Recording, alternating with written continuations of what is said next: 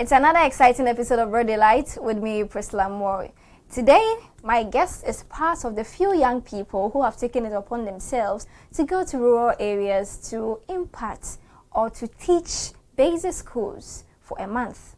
You know, government is actually not supporting them in any way, but they are from their own will and they are from their own pockets trying to create a conducive environment for people, especially in basic schools, for them to have a feel of how the future of Ghana's education is going to be. My guest for today is Daniel Azure. He's the head of education with the Education Ministry of Code 57.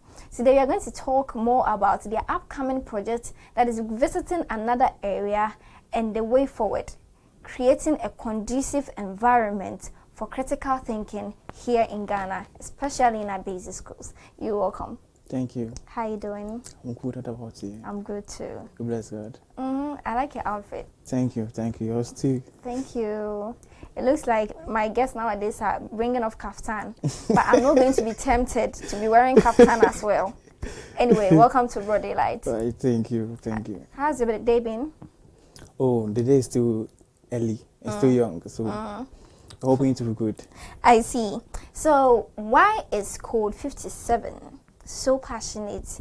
I mean, when the ministry, education side, Yes. why are you so passionate about creating an enabling environment, especially for people in our rural areas? Why is education in the rural areas so important to you? Yes. So it is a collaboration. Okay. The initiative was birthed by the social intervention head, that's Nabot, Okay. Nana Boateng, and in collaboration with the Education Ministry. Okay. We are much passionate about the rural areas in that we have realized that more often the focus is being given to more developed communities in Accra here, maybe Volta region, Central region, but then those in the rural areas are not much given attention. And if you realize, most of the times too, the attention is being focused on tertiary education than where we really need the training, the skill to develop.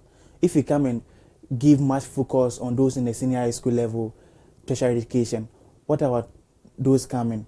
Because if your upbringing is not really giving much concern, then if you probably go to senior high school, tertiary school, you wouldn't do much as is expected of you. So then Code 57 intervention wing and then the Education Ministry brought an idea that then we have to go to the rural areas. They really need our help. They need that motivation, the encouragement. Some of them are even school dropout. They have no zeal to go to school. They have no focus in life. They have no motivation. So if you go there, our focus is not necessarily going to give them that kind of teaching, the formal teaching, but informal. We go in there as tertiary education students or tertiary students alone can motivate an individual within, can inspire an individual within that community, that school, that classroom, that look, we are all not from the well-to-do homes, but then we are striving. Maybe if, for example, I'm from the Upper East region, so if I go in there, maybe looking at the conditions in that society, if they even have light, then it is even a source of motivation to tell them that, look, you can do it. Somebody's come from Upper East region where there is no light, yet the person was able to pass through. The person can equally do that. So that is all our focus that we are going to. It is a mobile school project. So we are not teaching that maybe one religion or maybe one community at a go, but last semester we are at Volta region. This semester we are going to go also Ahafo region. So to motivate them, encourage them, look at the skill that they have within them. If you think we can equally support some of them with education materials and all that. It will surprise you that when you went to Volta region, some of them, even exercise books, were not in belt and all that. Wow. So then if the basic necessities are not given to these students, what then would motivate them to go to school? You see? Yes. I see. You guys are doing fantastic. I just wanted you to share some of, let me say, the awkward moments you experience when you are going on these adventures? I put it adventure because it's a serious one. Okay, so share with us the one then maybe in Volta region or some places. What was that time you personally, if you were part of them, felt that no, this is below the belt? Well,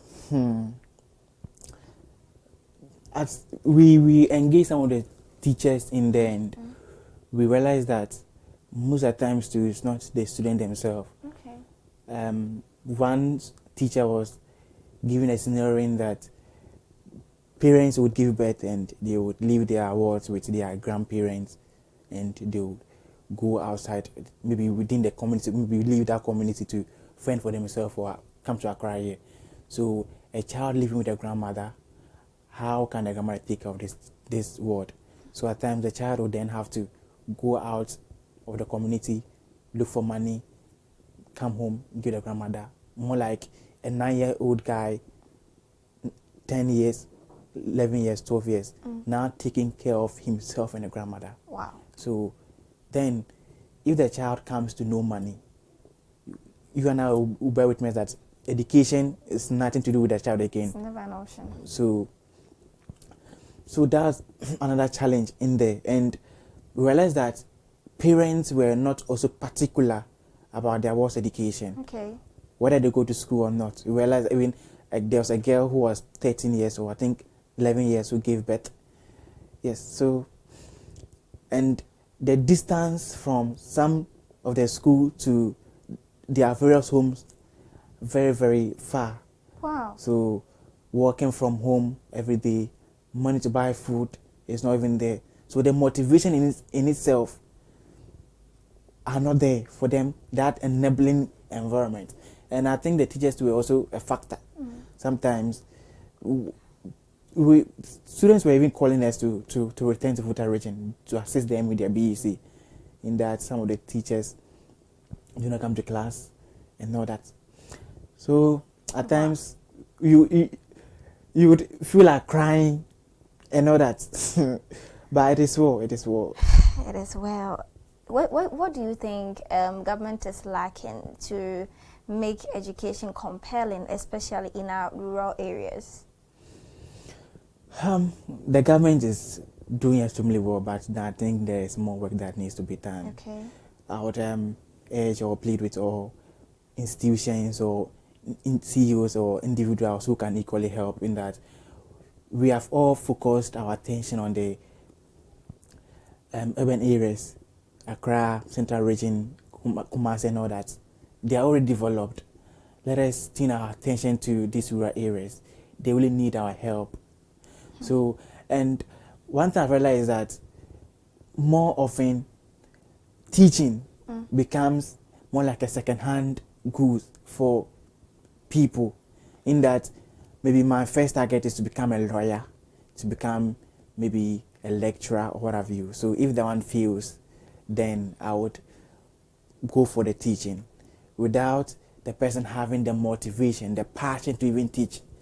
So, and it becomes that there's a teacher in the classroom, yet the passion to teach the students is not there. Wow. So I would plead that the government would look at this one end.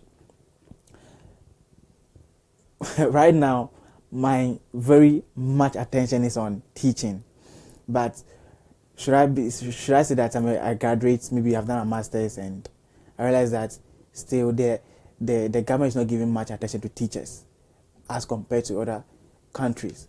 In other countries, teachers, should I say, they respect them. But here, say that you're a teacher, if not probably a lecturer or maybe a senior colleague in the tertiary education, you are nothing before people. Yet, it's the teachers that train these CEOs, these presidents. But when they come to power, what then is the result of teachers?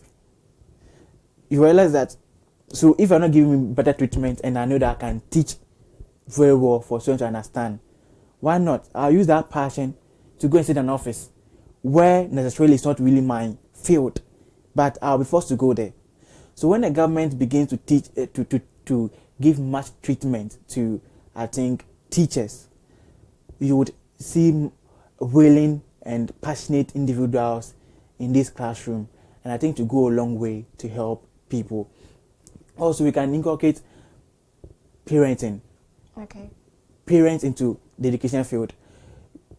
All our days in Volta region, we realized that parents were not maybe actively involved in decision making or in the participation of their children.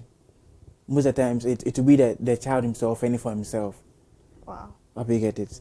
So when we create an environment where parents are really actively involved in decision making, maybe the PTA and what have you, the running of the institution or the school is given to parents.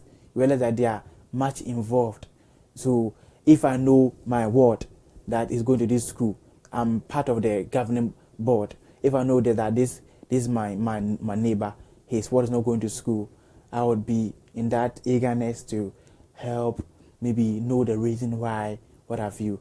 And then since it is parents' thing, I believe when they are collective enough, if this child needs maybe this school, maybe a bag or a book, they can help in that regard than we leaving everything to maybe the school bodies, and where even some of the teachers are not really, let me say, because of the treatment, they don't really also give the education or the teaching job much attention, because they also have to go and do other business in order to fend for himself. Some of the teachers complain that about 6 months going to 1 year, they have not received their allowance, they have not received their money. So how then do they fend for themselves? So you don't expect me being a teacher 6 months, maybe going to a year, I've not received my money. Supposing I'm married, what do my children also eat? My wife. Then, so for some days, I'll be forced to leave the classroom to go outside to fend for myself so that I can get money. Yes, I think some of these things need critical attention, and when things are done properly, these kind of issues will be the thing of the past. Wow. He's getting me more emotional, but I don't want to be emotional. You know, the thing is, you are on the field. You have seen a lot for yourself.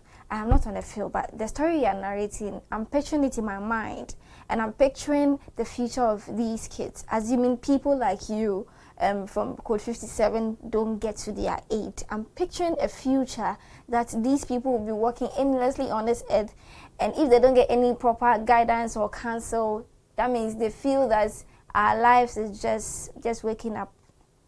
Whether you eat or you will not eat, it's not about nobody's business. They don't have any purpose-driven ideology. Wow. And what even got to me the most was when you were talking about teachers not even paid for 6 months. Yes. And then, assuming, like you said, they have family, they have wives and kids, they have to take care of. How then would they even focus to even teach in the classrooms? This is serious. This is serious. You know, sometimes when you are talking about stuff like this, people feel that, oh, well, they always come and cook the stories and tell us. I think we have to really shift our focus and then get to places like that to see things for ourselves. And Mr. President, if you're watching, please, there is much to be done here. There is so much work to be done here. We know that you brought free SHS. It's a very good policy, but please, like your vice said, if the fundamentals are weak, the exchange rate will expose That is the us, issue. please. That is the issue. We don't want the exchange rate to expose us in our educational system. It's very serious. We are talking about Operation See Something, Say Something policy. Mr. President, if we don't have people who are embedding knowledge to our future generation, then what are we doing? How effective are we going to do with this Operation See Something, Say Something policy if there are all these things? No, they don't even have books. Even broken chairs. Some are even on the floor. Form 2, I think by the Form 2, the decks are less than 10. The deck, and how many are the students in the class? There will be 15 or 16 or so, yes. So some of them have to sit 3 and all that, but it's well. It's also a community school. So if a community school, as I said earlier, teachers are not paid, do automatically not come. Some of them do not come. So, you know, this whole thing, whether they are community school or whatever school, it's still education. Yes, but And you realize that if there's a private school, maybe these things will be catered for. Maybe the teacher's salary, or maybe at least a DT&T or the Dexes will be catered for. But then it's a community school, and that's you know, the issue here is that whether it's a community school or it's a private school, at the end of the day, you guys are writing the same exams. Yes, the same exams. The same BEC. And same Mr. BEC. President, assuming you have not seen a mouse before, you've not seen a keyboard before, you've not seen a computer before. That reminds me, none. And the Dexes, they are not even getting it. We are come to talk of mouse and keyboard. Oh, come on. Mr. So, President. they're not. I don't think they write B's on ICT, because sometimes when they have no ICT teacher, so we had to just do 101, 2 but I doubt they write BEC, ICT BEC, ICTS BEC. They have no ICT teacher. Then, Mr. President, we are going digital.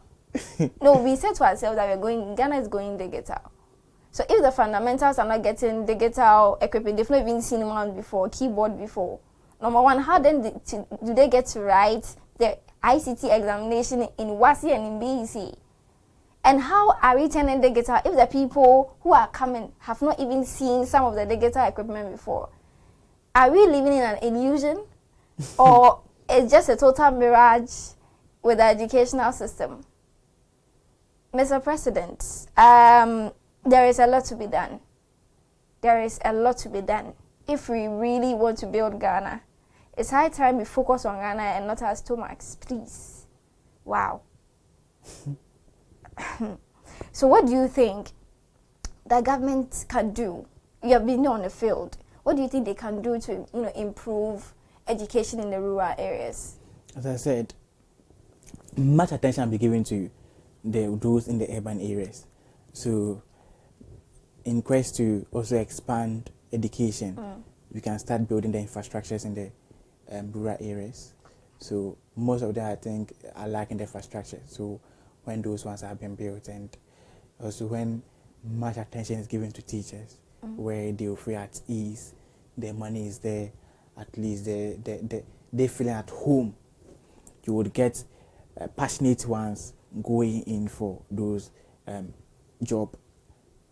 And suppose if I've lived all my life in Greater Accra, knowing how things are here, and I'm being given area like maybe Volta region, you wouldn't expect me to at times go there. If I go there, but if I would equally at times run to Greater Accra, I will get it, and you would end up seeing individuals who went to the same locality area teaching there, and this kind of, they would give much attention to their language than their grammar. So one key factor was, I find also, when there are times you would even speak like, try to say small English, yet they wouldn't comprehend what they are saying. You have to get maybe someone within the team who maybe understands their language, and we now have to break it down for them. So, Mr. President, why don't we get teachers in the various communities? So, as I mean, like he said, I'm in Accra. I'm not supposed to go to Volta region to teach them because let's look at language barrier here. Yes. It's also a huge problem. And one thing too is that since they are also in the community, and maybe the teachers do speak the language to them, some of them wouldn't also want to maybe force themselves to even let them to speak the same language with them, and it will, that their grammar is also an issue there. Wow. So whichever way, it will be a problem. You know, you were talking about environment. I'm in Accra, going to Volta region. It has to take time before I'll be able to adjust. How does our environment play a critical role in our thinking? Yes, so it all borders to our perception. Our perception. So supposing I'm in Volta region, my perception about myself and then there are also some variables within that can also influence me. So when you go to the psychological realms, so social psychology tell you that within the environment or where you find yourself, how does an individual influence you, and how do I also influence an individual? So we can talk of the psychological variable, the physiological variable, and the social variable. So the society has to do with within a group, what are their perception towards this particular individual. So it still exists that most communities or most parents do assume that maybe the girl do not really need education compared to guys. Supposing you're in this community and then this perception is being drawn to your mind, though you are in the classroom, you really don't have that kind of focused mind, because on a table of comparison, you are seen as less compared to guys. So in that category, the society has given you that kind of what influence, in that you see yourself to be inferior, you cannot do more to yourself, and you're always engaged in the kitchen and all that. So, and then when it comes to the physical world, now looking at myself, is it that am I impaired? What things do I lack? Supposing maybe I want a pen and I don't get that pen and all that. So society, where do I find myself in? The physical environment can equally be a factor in which society can also influence our behavior. So, but then, if we come to think of that, now, this is my society, this is my environment, and I must make the most out of what I have. Just like you having that, maybe I'm in a society where there is no light, yet I have to make it in life. So I always, at times when I get those kind of challenges, I allude myself to maybe biblical stories or maybe Kwame Nkrumah. Gone in the days, there ain't something like light, but he stood on his feet. He got what he wanted through determination. Do you get it? And then when it comes to physiological, that has to do with our cognitive appraisal. So, suppose you said to me that you are good for nothing. That good for nothing, that word, that utterances can eat me up within. It will be in the subconscious Yes. brain. Have you get it? So anytime maybe I'm even doing something, supposing you tell me to maybe draw or design for you, despite I'm good at that, but you bring it, nah, you didn't do this thing well. That you didn't do it well can trigger that kind of words that I heard. You are good for nothing. Then I can give up in life. In that is how I've pictured myself. If and only if I do not interpret it or appraise it well within me, that, you are good for nothing. No, look at myself. I think I can do it. Do you get it? So these are some of the factors that within the society. But then, John B. Watson said that despite the society can influence one's behavior, if I find myself within a group of drunkards, rapists, politicians, lawyers, the likelihood of me becoming one is very high. Have you get it? So I'm appealing to parents and teachers and individuals out there that we should make our community much engaging, in that our parents, our wards would like to become one of those, because it is an interaction between the child and the environment. Within that category, whatever he sees, he likes it. Exactly. Or whatever in the environment in which he grows up with, he tends to appraise it, or he tends to interpret what he sees. So if he's always with drunkards, that is some of the time we say that don't work with this person, because we assume that the moment to work with such an individual who is not worth maybe emulating, that individual will inculcate that traits or that bad deeds that he has with him to you. When you have all your friends and they are 5 and they are all drunkards, when you are looking for the set person, you'll be the next. Yes. So our environment honestly plays a very key role in our lives. You know, we are wrapping up, and like you said, our environment. I always say that you don't get what you've not been exposed to. Yes. So, Mr. President, I believe you're watching me. This video will get to you. Please, let's create a conducive environment for our children. You know, that's why I like what your team, Code 57, your team, they are doing. They have not many equipment or materials to give to the schools. But like he said, when he goes back to his hometown to tell people that I am coming from here and this is where I am now, it at least gives a positive influence on the mind of somebody that irrespective of my background, I can be somebody bigger. Yes. Our focus in entirely is not going there to teach them 1+1, maybe the formal teaching. But then we want to go there to volunteer to help the teachers. In as much as we are there, one word of motivation, ourselves serves about a motivation to these young ones, because literally we are all younger adults. If we get there, I think we are going to also go to senior high school. Okay. Very soon we'll be going to tertiary school. So we can equally motivate these ones. A word of motivation can go a long way than at times we're giving you a pen. Exactly. Do you get it? Fantastic. I'm telling you, you can do this thing. Look at me. I am not from a well-to-do home, but then I've been able to strive. Whatever you put your mind on, you can equally do it. Exactly. And supposing we also have a team in there that we create a club. Exactly. Then we once a while go to visit them, talk to them. Come on, these young ones, they will be able to do it. It's not always about going there to give them the books, but you going there in person.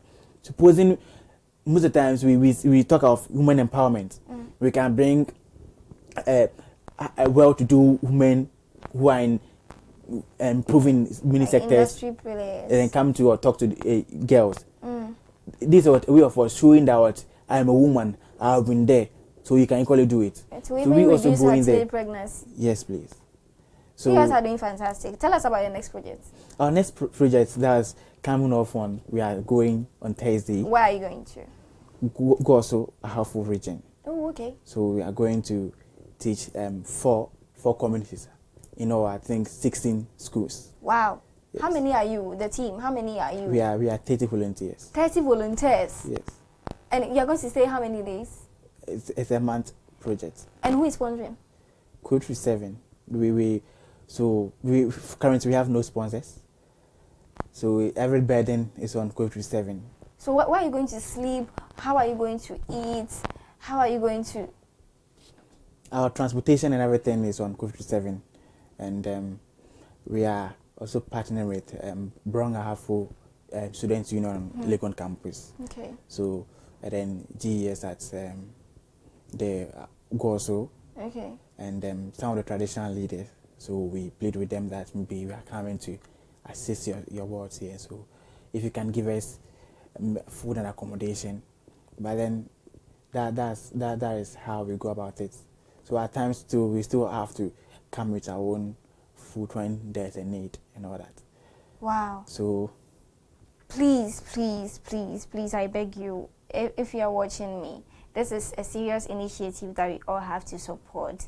30 young graduates, and some are even still students in schools, universities. They've come together to inculcate knowledge and empower our young people, especially in our basic schools.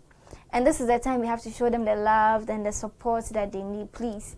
I'm going to ask him to give us any contact at all, so that if we want them to make our donations or anything of that, so we can be able to help them. Please. I know that my cherished viewers are so passionate about the young people, and they want stuff like this to support. Please, in a short minute, he's going to give us the contacts that we can get, and then support in any way that we can, whether it is 1 CD, 2 CDs, any donation that you think he can to support them in their stay for a month. There are 30 people, so please, let's help them in any way that we can. And then I know we are building a solid foundation for our children. Please, if you have the contacts ready, please help us so that people can call and make their donations. I know my cherished viewers, they do fantastic when it comes to that. Please, if you are listening. Right, so the contact is 055 okay 031 324. Okay. 055. The 5s are 3. Okay. 031. 034. 031 324. Okay, so please let's keep it again. 055. 055. 031. 031. 034. 034. 055 031 034. 055 031 034. No, 031 324. 055 031 324. Okay, so 055 031 324. Yes, please. So please, I beg you, let's help them. The name is, supposing that sending, the name is Naps Creative. Okay, so assuming you are sending a mobile money to which I know you will send, the name is Naps, or Nana Boating. Okay, so Nana Boating. What like Naps or Nana Boating? Nana Boating. So Nana Boating. The name is Nana Boating. Please, I beg all of us. Let's make. They can equally call if they have education materials that they want to give to their wards. Maybe being it shoes, clothes, exercise books, pens, pencils. Okay. We will receive that and give it out to the wards. Okay, thank you so much. Thank you so much. What's your final? Do you have any final words? You're wrapping up. My final words would be that we are really in need of sponsors. So anybody who is listening to it and he has been touched with these works and this initiative to help inspire, motivate these young ones out there, especially in our rural areas. We are welcoming you on board to help us in this journey. And I think that it will go a long way to help us. So we are Code 37, the nation builders. The nation builders indeed. You guys are doing fantastic, I must say. Thank you so much for coming on Broad Daylight. And I know that my cherished viewers will do a massive job. And you come and thank all of us later. Sure, I'll be here. I'll be here again. Oh yeah, thank you so much. And I wish you all the best in your endeavors. While you stay there, we will still be in touch. And we definitely give the feedback to our cherished viewers on how the whole thing transpired. Okay, so all the best. Thank you. Thank you so much for being a part of this wonderful show. My name is Pris Moore, and my costume, I'm looking amazing. It's by Pascal, and thank you so much for this amazing outfit. I am very grateful. Don't also forget that this show is proudly sponsored by Endpoint Homeopathy Clinic. I suffer from stroke, diabetes, infertility, or any other chronic disease. Kindly locate them in Accra, Spintex, Tema, Kumasi, Techiman, and Takrady. Or you can call the doctor himself, Dr. Edu Boatin, on 0244 867 068, 0244 867 068. Also, don't forget to follow us on our various social media handles. It's Facebook CMGA TV, YouTube CMGA TV, Instagram CMGA TV, Twitter at CMGA TV, and TikTok also on CMGA TV. Our website is actually www.cmonline.com.gh, the authentic online news portal. On to another exciting episode of Broad Daylight with me, Priscilla Moore. Stay out of trouble, peace, love. Don't forget to donate to this wonderful initiative. Stay. Bye.